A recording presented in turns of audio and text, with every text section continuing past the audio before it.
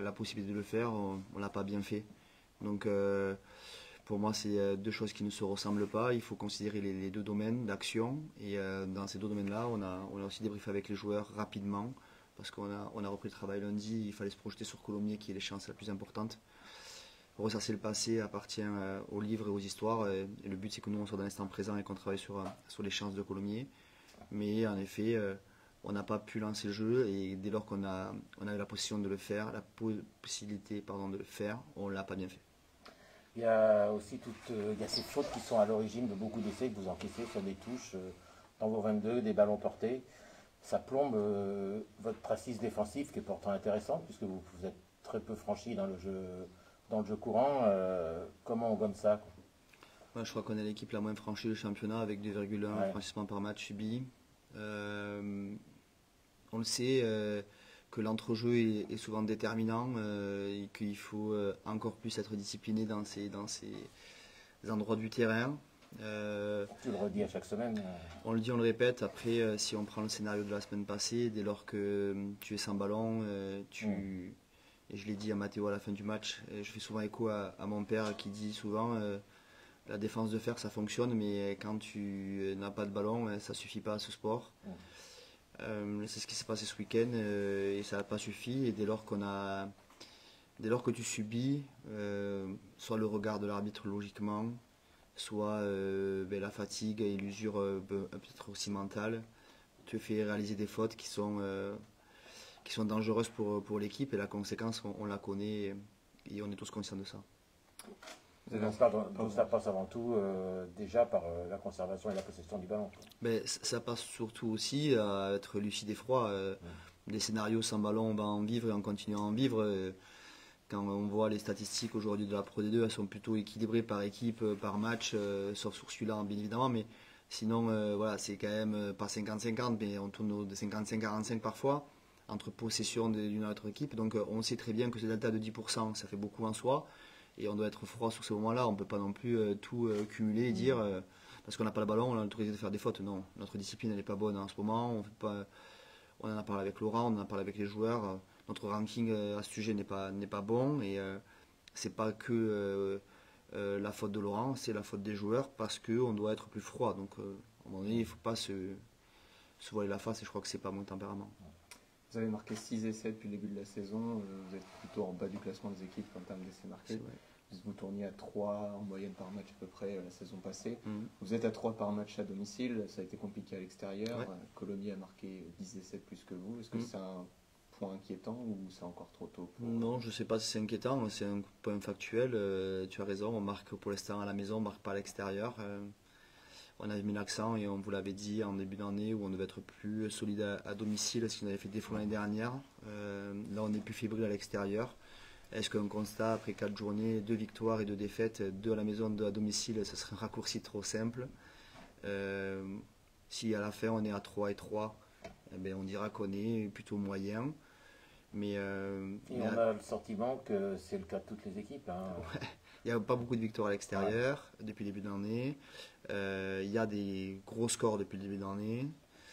Les plus grandes équipes du top 14 subissent des lourdes défaites aussi en ayant gagné des titres l'année avant. Je suis bien placé parce que j'ai eu Hugo Mola 18 minutes hier soir pour être exact. Pierre Minoni 10 minutes ce matin et Christophe Furios avant-hier aussi. Donc quand il y a des choses qui fonctionnent moins bien, on essaie de s'appuyer sur les grands et pour moi ils font partie des grands, donc je m'appuie aussi sur leur regard pour essayer d'améliorer mon management, bien évidemment, et le regard qu'on emporte. Hugo a fait regarder notre match ce week-end aussi, donc j'ai échangé avec lui à ce sujet. Et tu as vu, au cours de l'échange, ça t'a fait pointer du doigt des choses que tu n'avais pas forcément vues? Non, ça m'a fait juste être conscient que ça arrive à tout le monde et pour que les petits ventres, les petits nombrils, ceux qui regardent que leur petit ventre là, qui pensent qu'aujourd'hui, parce qu'on a réussi, on doit mal parler ou en tout cas maltraiter les joueurs ou le staff. Ils n'ont toujours pas appuyé sur le bouton Alexandre Ruiz sur leur téléphone pour autant. Depuis vendredi dernier, je leur ai proposé pourtant. Mais non, ça fait aussi écho à fait dire que les saisons d'après sont plus dures et il faut aussi être capacité à fixer des échéances différentes. Voilà, donc ça m'a fait aussi réfléchir sur mon management et comment je pouvais améliorer ce que j'étais en train de dire au quotidien. Donc c'est aussi par ce biais-là que je vais grandir et faire grandir l'équipe, je pense aussi. Après, si tu te retrouves à 3-3 à la fin du bloc, comme tu dis, vous risquez d'être beaucoup à 3-3 à la fin du bloc. Ouais, je crois. Et ça sera pas un mauvais bloc non plus. Ouais. On va parler de Colomiers, qui arrive avec un statut de leader. Son début de saison est à l'image de ce qu'elle avait montré sur le printemps dernier. Ouais, ils ont changé très peu de choses. Leur nouveau entraîneur principal, c'était l'entraîneur de la défense. Je crois l'année dernière, entre les trois quarts. Bon, il était dans le staff en tout cas du Julien Sarraute. L'entraîneur des avants, c'est un ancien troisième emblématique et qui entraîne les espoirs. Donc ils ont gardé cette culture club en l'occurrence. Ils ont renforcé sur des points clés. On connaît leur plateforme et leurs joueurs prioritaires. On est conscient de ça. Donc voilà, on sait que Nicolas Martins a dit qu'il revenait demain. Donc on va voir s'il va commencer le match. Je crois qu'il n'a pas encore joué. Il va avoir à cœur de bien figurer. Et voilà, il a jugé notre performance de la semaine dernière de médiocre. Donc c'est chouette. Toi aussi, peut-être un peu, non? Comment? Toi aussi, peut-être, non? Moi, j'ai jugé la mienne. Non, votre performance, tu la considères pas médiocre? Non, je la considère pas bonne, mais pas médiocre. Mais j'ai pas regardé Colomiers jouer et porter jugement sur Colomiers. Tu penses que le match va se jouer en partie sur la confiance? On sait que il surfe dessus depuis plusieurs mois. J'imagine que ton discours, ça a été aussi de évidemment pas descendre l'équipe après cette défaite, voilà, de garder la tête froide. On est à 7-0 à la mi-temps et on n'a pas fait que des bonnes choses, mais on n'a pas fait des mauvaises. Il y a une possibilité de aller chercher un peu la touche, on fait un mauvais jeu au pied. Il y a des scénarios où on prend la pression. Je n'ai pas envie de me cacher derrière tout ça. J'étais plus en colère sur le contenu après le match de Dax où j'ai l'impression qu'on n'avait pas mis les ingrédients, l'intensité. Là, je trouvais qu'on avait quand même essayé de cogner. Donc c'est vrai que je ne sais pas comment on peut qualifier ce que je suis en train de dire, mais en soi, dans les deux éléments, c'est pas les mêmes performances pour moi. Et les ingrédients, ils y sont sur la première mi-temps. Il me semble. Ouais. En tout cas, il me semble. C'est ce que je leur dis à la mi-temps. Je trouve qu'on n'y croit pas assez, en tout cas. Autant à la mi-temps de Dax, j'étais plus en colère. Et là, par rapport à ça, oui, il faut générer de la confiance. Comme je te dis, l'année dernière, on avait perdu notre premier match à domicile contre Brive et on perd le deuxième à domicile contre Mont-de-Marsan.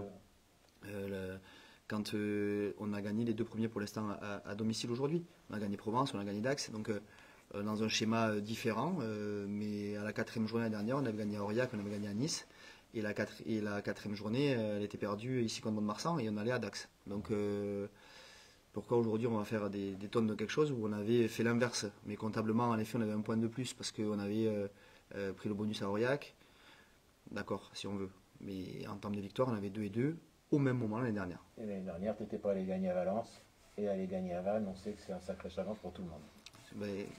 Ils en ont mis combien à Provence?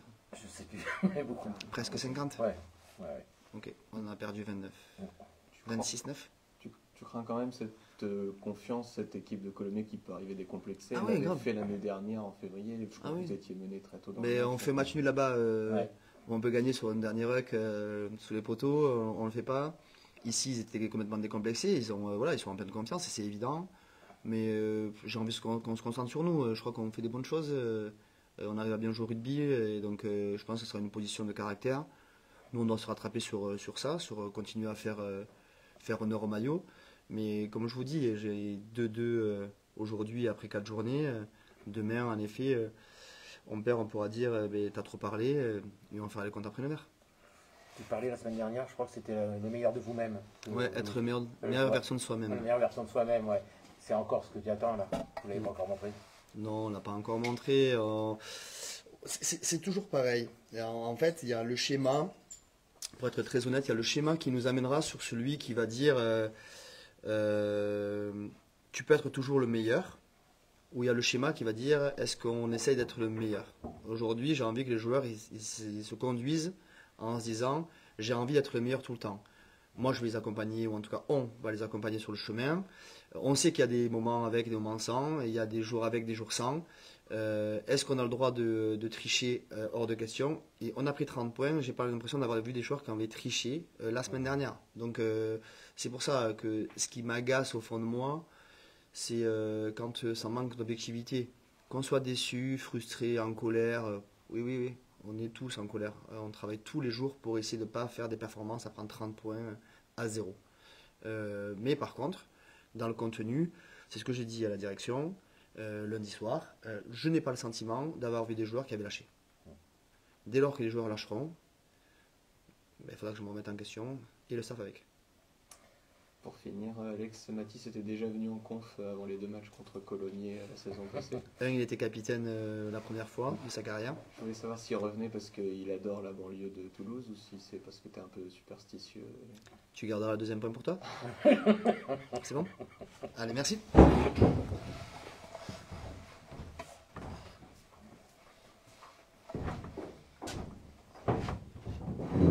Bonjour Mathis. Bonjour. Il est superstitieux, Alex?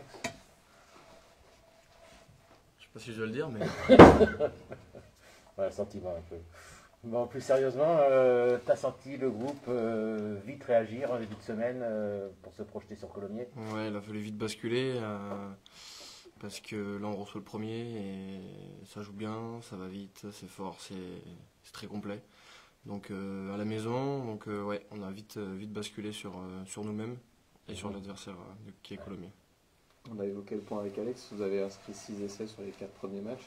Ça a été surtout compliqué à l'extérieur offensivement. Est-ce que tu sens un manque de confiance dans le secteur ou pas vraiment quand vous travaillez?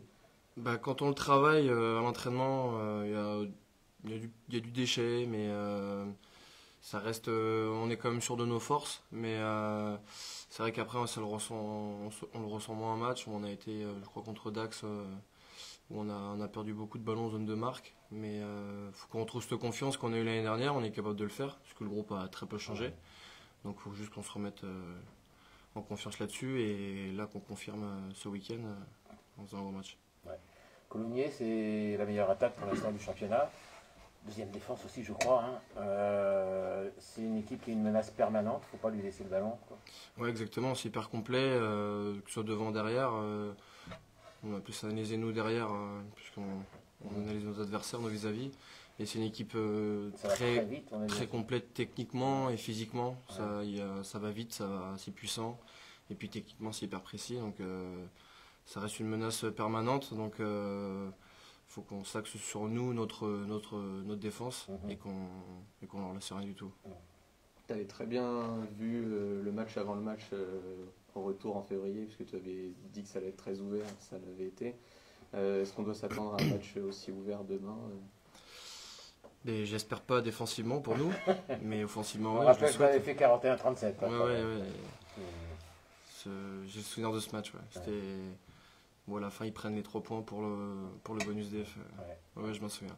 Non, j'espère qu'il va y avoir du spectacle pour le public, mais j'espère que aussi pour que nous, on puisse se rassurer et qu'on ouvre aussi le compteur et qu'on aille au-delà des 3 essais. Ce serait génial, mais d'abord, on va se... 3-0, tu prends, quoi.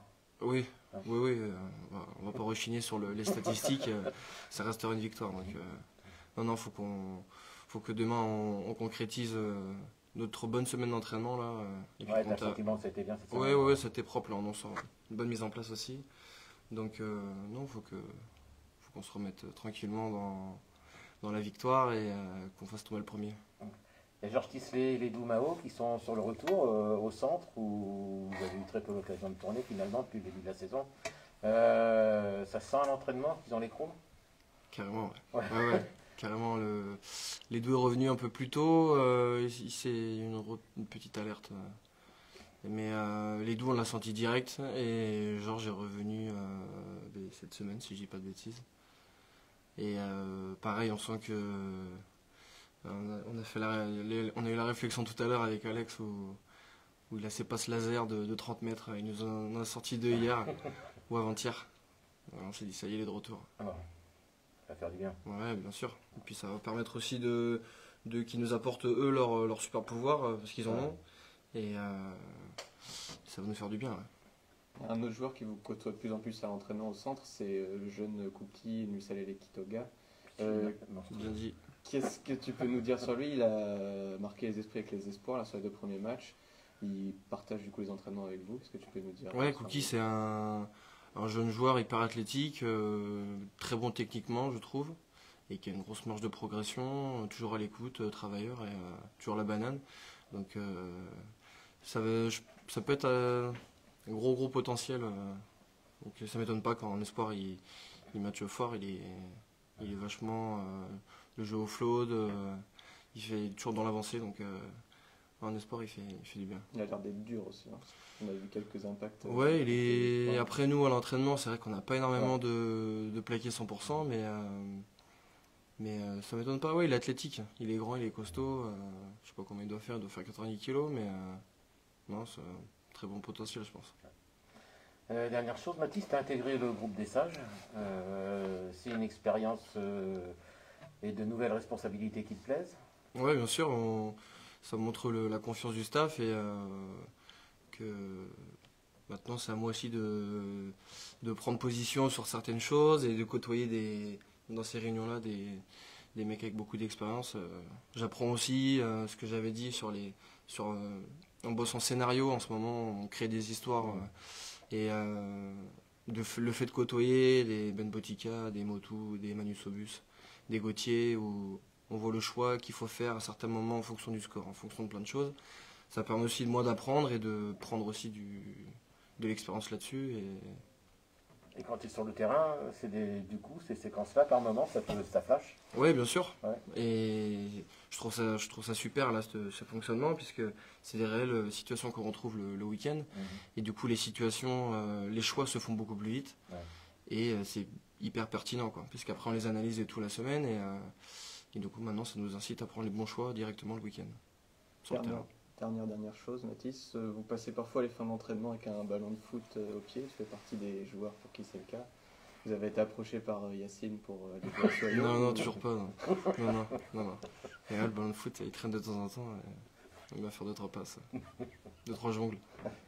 C'est qui le meilleur au foot? Ou le moins Je sais mauvais? pas, non, Maxence, c'est bon. La merde de Ouais. il est pas mal. Vous jouez pas avec Mathias Grondin? Non.